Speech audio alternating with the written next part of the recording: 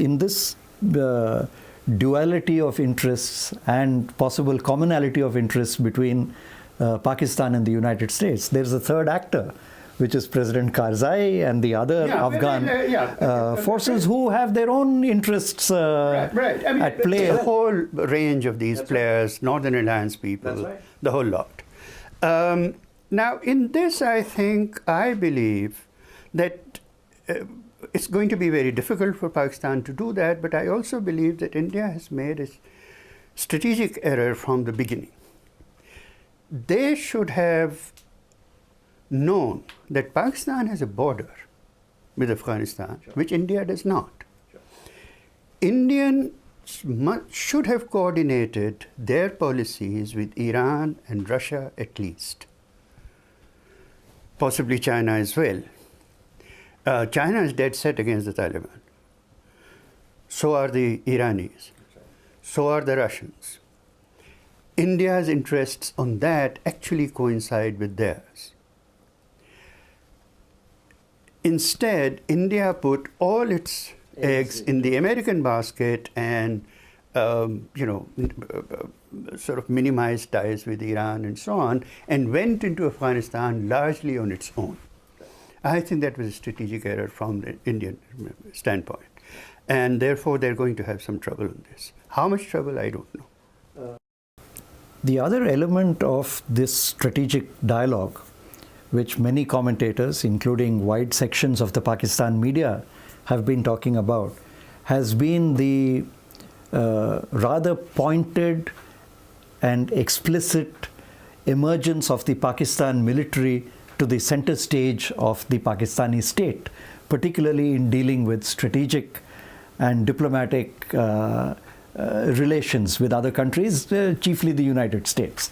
How do you view that? Well, look, I've always been so surprised by, the somersaults that happen in the minds of average Indian commentator. What do the Americans want in Afghanistan from Pakistan? It's the military. That's right.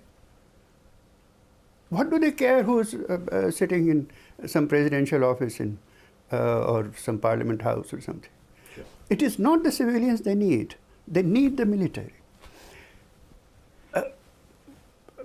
Musharraf became a liability. They removed him. They brought in Kiani. Sure. Now, Kiani has done a damn good job from their point of view.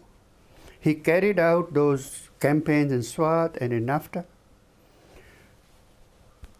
He apprehended all these Taliban and so on and so forth. So they have to hold on to him. Sure. And, he's supposed to retire in November. That's right. I won't be surprised if the Americans prevail on the Pakistan government to create a whole new institution of something like chairman of the... No. A military appointment, national security advisor is nobody. You have to have the authority of command. So they might have something like a chairman of the Joint Chief of Staff Committee, a post that exists but has no real power. Right. They might reformulate the powers of that and elevate Kiani to that. You will notice that in the delegation that went there, Kiani went by himself, the naval chief went by himself, but the chief of the ISI was part of the foreign minister's delegation. That's right. So even the civilians were being watched by the ISI itself. That's right. In fact, I was coming to that. From the American point of view, what you say is obvious, and in fact Defense Secretary Gates said as much when asked about it, and said, we are having a strategic dialogue with Pakistan. How can I have a strategic dialogue without the Pakistan military being very much on board, which is common sense. All right, but within Pakistan, what has been much talked about is the fact that apparently before proceeding to Washington, General Kiani called, you could say summoned, various departmental heads of the civilian branches of government to his office to be secretaries, heads of departments, all of them, so that the entire dialogue, really speaking, took place under the aegis of the Chief of Army Staff. And cabinet. That's right, and cabinet. Minus Zardari. Yes. Yes. Zardari was not So that- invited. All the other ministers were invited. So that is In any meeting chaired by Mr. Kennedy. exactly. So that takes the ambit far beyond the military. Absolutely, but that is what I keep saying. There is a delusion in Pakistan that and the same sort of illusion exists in India that somehow Americans will support the civilian government because they are a democracy. They would want to strengthen democracy in Pakistan and so on and so forth. They get nothing out of Pakistani democracy. They get everything out of the Pakistani military.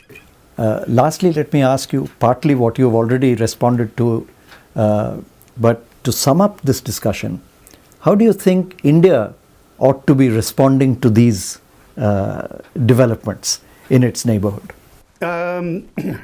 Two things, I think, at least. One, as I was saying, India needs to open a strategic dialogue with major players in the region, which is Iran, China, and Russia. All of which will be interested in American withdrawal and a very different kind of power structure in Afghanistan of the sort that India wants. And India has to do it very aggressively. They may call a meeting, whatever they want to do. They must assert that. Secondly, I think they really have to, India really openly and publicly has to show extreme anger at the United States for not delivering on the issue of Bombay and going to the extent that Hadley, who has confessed in a Chicago court about his role in the Bombay blasts, it's outrageous that he's not being handed over to India. And India has to make it absolutely clear to these people, Americans and Pakistanis, that on this you have to give us guarantees or there will be a price. India has so far not shown much of an inclination to extract a price. Do you think the time has come when they should or can step up? Time, I think, is past due. And this has to be said to the Americans, that you have betrayed us. You told us that you were going to pull part of the reason we exercise such restraint against Pakistan is that you guaranteed to us that this will be done. You have not done it. You at least have to sort of hand over these dossiers and so on and so forth. And you have to lean on Pakistan and make sure that it does not happen.